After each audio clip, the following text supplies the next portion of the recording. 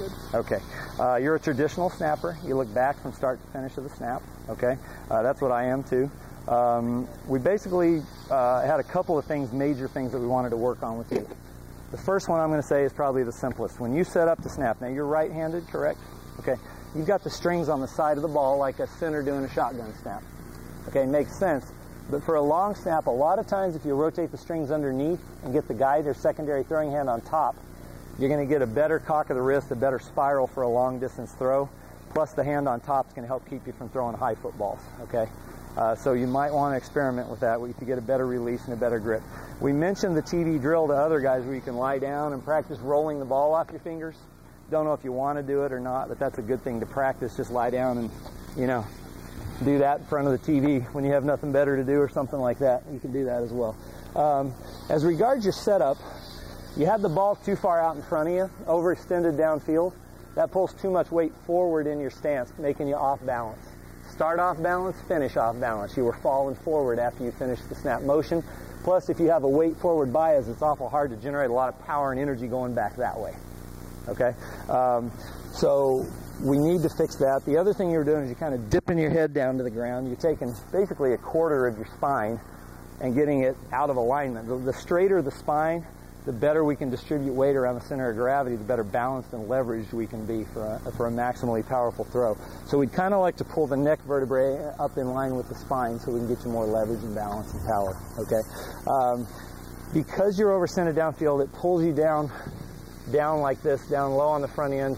It makes your slope steep. What we're talking about is the hips are dramatically higher than the shoulders.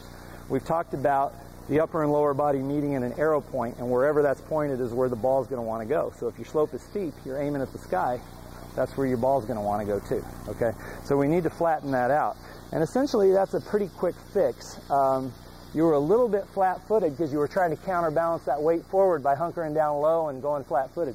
Being flat-footed, you won't be able to capture that leg energy and channel it back through the hips into the snap. It's going to go straight up and do nothing for you. Okay? Pretty simple fix. Take your front end, raise it 2 or 3 inches higher off the ground. That's the head and shoulders. Lower the back end by bending the knees more to flatten out that shoulders to hip slope, get your arrow pointed straight at your target, and then shift your weight forward and backward until we get the knees over the toes in a perfect balance set.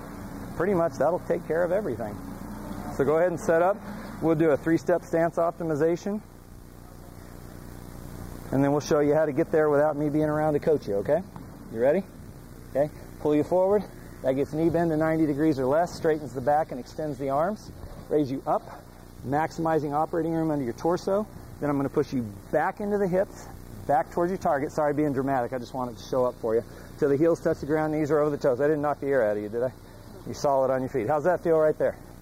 Feel pretty good? Give it a good, powerful, all-body throw. That looks pretty brilliant. Now, it went a tiny bit high, but we had you down a long time, and that may happen. Let's do that again a little bit faster, see what happens. Focus on the waist of the punter, take your hands there, okay? You ready? Pull you forward, raise you up, push you back and in. Don't get too deep on me. Be big on the field. You got opponents across from you trying to bruise you up. Throw it hard. Okay? Now that was excellent, but for one thing, you kind of splayed your legs out, and you didn't really use your legs. Let's try to drive back through those hips into that target, just like we did with power drills over there a while ago, okay? Ready? Okay, so what we did without doing the 3-step, we raised your front end, lowered your back end, and shifted your weight to get you balanced. Made you bigger in the stance and got you balanced. That's all we did. Go ahead and give it a good hard throw. Now that's brilliant. How's that feel?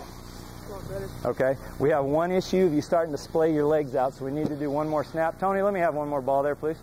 Thank you. All right. I don't have my cones out, so we're just going to hobble you with this. Go ahead and get your stance. I don't want you stepping on my clipboards, okay? I want you to keep that leg drive back through the hips towards your target, not out to the sidelines, okay? Fair enough? Okay? Good hard throw. Excellent. How'd that feel?